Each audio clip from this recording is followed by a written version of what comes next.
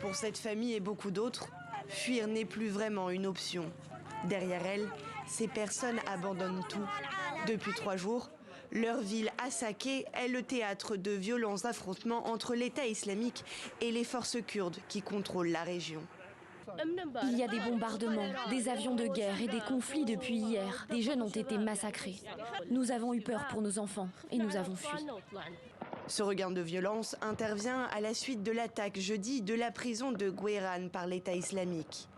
Selon l'Observatoire syrien des droits de l'homme, elle a fait plus de 70 morts en 3 jours. C'est la plus importante depuis la défaite du groupe en Syrie en 2019. Il y a eu des bombardements et des meurtres depuis hier. Le groupe État islamique a tué 4 ou 5 personnes dans notre quartier. Ils les ont éliminées.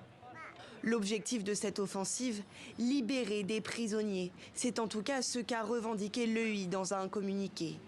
À Gueyran, en effet, reconnu pour sa surpopulation, quelques 3500 membres présumés du groupe étaient détenus, parmi lesquels des dirigeants du mouvement islamiste.